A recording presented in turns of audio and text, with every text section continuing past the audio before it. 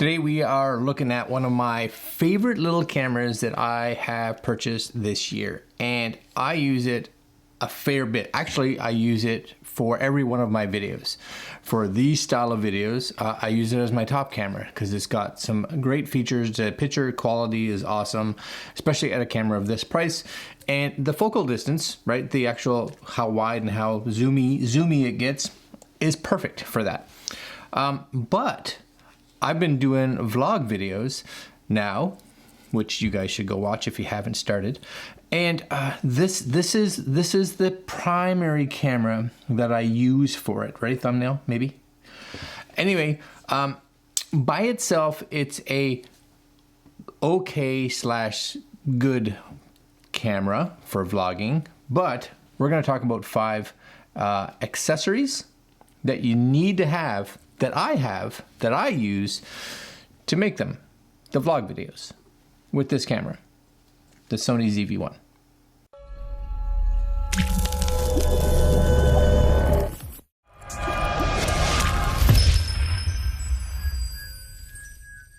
All right, so this is arm's reach with the Sony ZV-1, and I'll talk about getting this kind of shot. But I'm 6 feet tall, which means I have fairly decent length arms. But one of the issues is always going to be how cropped the ZV-1 is. So one of the things we want to do is be able to get the camera wider, if possible, so that we can have just more room to be able to steady the shot. Now you can use things like the active steady inside the Sony ZV-1, but we're gonna crop even more. So I don't use any steady. I turn the steady shot features off, and you'll see why after. But first, we need to get this wider. So accessory number 1. All right, so this is accessory number 1 that I think you should have, and this is the Ulanzi WL-1. Now this is a little wide angle lens. All it does is it screws on to the front of your ZV-1. ZV-1's here, right? Has a cap, just like a traditional lens, but you're not going to take your old lens off because you can't. So unscrewing it, got the cap off. You guys can see how wide it is right now, and we're just going to take this.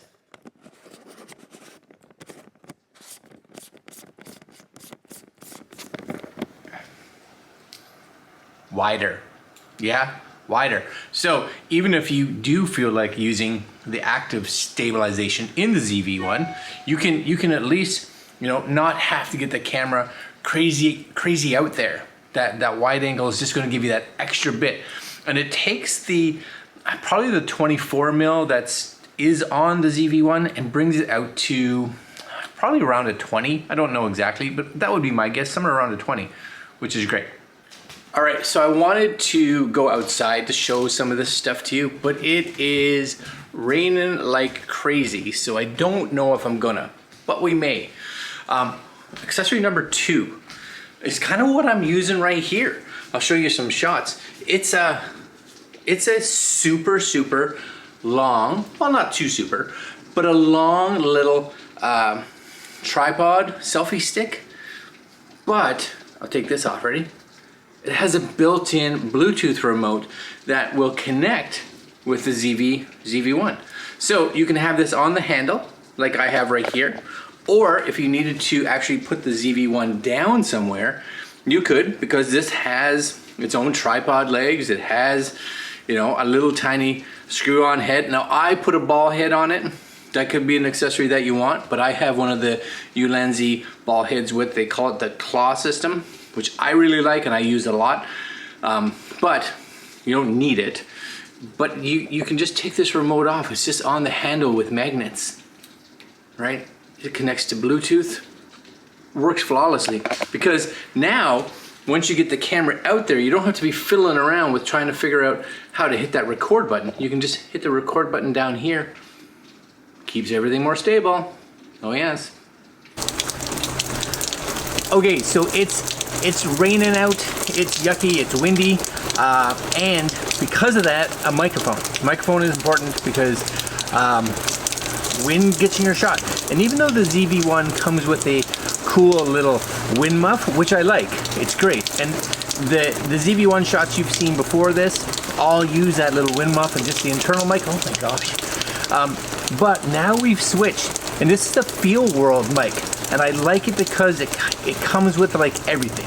It's got the wind muff, it's got good sound quality, and it's not overly long because we're shooting fairly wide, and the ZV-1 lens is fairly short, so we don't need a microphone that sticks out into the shot, right? So having something small, good wind protection, and good sound, really important. All right, so you've gotten your wide angle. You got that nice wide shot. Look how wide this shot is. You've got your tripod / selfie stick with remote. So I can be here and still turn on and off the camera. And it's a tripod, so I don't need anything else. And it's got a fair decent amount of height. Cool. Thirdly, you've got a cool microphone, right? Cool microphone is good.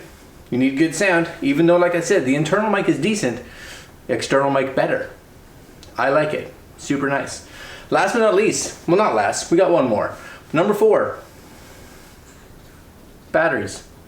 Yeah, so honestly, I've tried all kinds of different batteries. They all work, in my opinion, similar. These are Batmax. I don't even know. I'll put links down below if you guys are interested. But you get a 4-pack for like cheap. Is it worth it? Yeah, I've been using these now for, I don't know, 5 months or so. Still working good. But it's important because the Sony ZV-1 does not last long on a charge. Just realize that. You do not get a lot of time on a charge. So if you want to go out and do a full day of shooting, that one battery that you got, not cutting it. Get some more batteries. All right, so last but not least, number 5. And it's not a piece of hardware. Because I kind of gave you a 5th one with the ball head, you know? So you either think of the ball head as the bonus or think of this one as the bonus. And I think I said in the video that I don't shoot any of my video vlog stuff with any of the stabilization on it because I want to have it to be nice and wide. I appreciate that they're built in. I appreciate that you can get that really nice stabilization with the crop, but it's predetermined. The crop is just kind of there. So I'd like to be able to have a little bit more power in regards to how much that crop is myself. So we've got the memory card from the ZV-1 and we're just going to pop it in here. And I have Final Cut up right here, but normally you would just import your footage. You'll see the footage pop up here, right? Here's all the footage from us shooting today. And what I'm looking at is any shots really that were shot like handheld, vlog style, you know, so not sitting on a tripod because those are going to be steady anyway, they're tripods. So make sure you don't have any of your stabilization turned on for those in the first place. But this first one here where I'm walking, that one could be an issue. Yes? So what we're going to do is close this and we are going to bring up a program called Catalyst Browse. And the bonus of these is that the wider you and I can get, which is why I like shooting with the Ulanzi lens and the little tripod thing, because I can get the camera out further. So if I can come in here and let's see if I can find this here. I think it's this one. Yeah. You'll see it load up everything. Now, anything that is shot in just standard, it's like 4K, with no stabilization, you can do this too. If you decide to run a stabilizer in the camera, this feature disappears, okay? As well as slow motion video. If you're running slow-mo, you can't do this either, but slow motion video doesn't need really to be stabilized because it's slow. It does it by itself. Anyways, here is that clip, and we can kind of double click it. You can pretty much tell by the size, shows the length. This is it.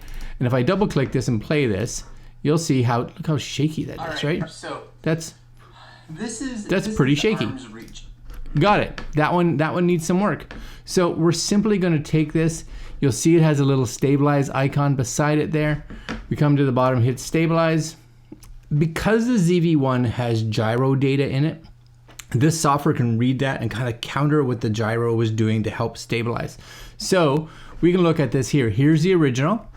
Here's what it recommends at a 90% crop. Now it says if you want full stabilization, we're gonna go to about 80.2, but I find that's too much of a crop. So I'm like, we're gonna go back here, 90. Now this is one that you can adjust. You can play with it. I find 90 is a nice sweet spot, and you can just double click on that and just say 90, right? So not 905, 90. And then all we do is we come up to the little share button, make sure we know where it's going. You can set that. You can come down here. All these are pretty much good. Same as source, same as source, same as source, same as source. The only one I had to change here was this one. This one defaulted to 60 megabits. So I'm megabytes. You know what I'm saying. I changed it from 60 to 100. So just to get a little bit more. And all the rest is good. Now you can set in and out points. And I do recommend that if you started recording like from a table or something and you lifted the camera up, because it's going to see that as excessive shake. So it's going to really try to counter that. So we may want to set an in point once we get the camera up so that we can set an in point there, and then it looks at that footage forward to figure out the stabilization that it needs. I think that's how it works. Anyways, it's all good. Export. We're going to hit OK here. And simply we're gonna wait. Now, while it's doing it, you can see these two shots. Now, if I hit play here, if you can see it here already. And I'll talk it's about, just a huge difference, just such a huge difference. Now, the one thing to be aware of when you're doing this, and this is the big tip with using Catalyst Browse, we all try to use the 180 rule for video. So if you're shooting in 24 or 25 frame, you want to get it in and around that 48 to 50 for shutter speed. Yes, if you're shooting 1/60th, then 1/20th is good because you're doubling. You're always doubling. Not necessarily the case if you're shooting 24 frames with Catalyst Browse, because it has that natural motion blur that you get, which we like. With video, we like it, we love it. It has problems trying to understand it. So when I am using this camera and vlogging and I have my shutter set, I set it at like 1/25th. So it's fast enough and you're not gonna get that nice motion blur effect, but you get steady. So you kind of have to figure out what you like. I prefer this. I think it's better. Once this is done, this is all going to depend on how fast your computer is. You can pop it into your favorite editor. For me, I'm putting it into Final Cut Pro, and we're good. All right, guys. 5, kind of 6 things to make sure that your little ZV-1 is vlog ready.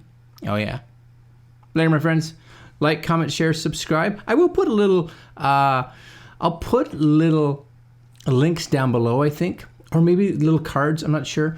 To each of these little products, because I have little individual videos in regards to each of them when I first got them, and that could be helpful for you guys if you're interested. Again, links down below. Like, comment, share, subscribe, hit that little notification bell, and we'll see you guys tomorrow. Later, my friends.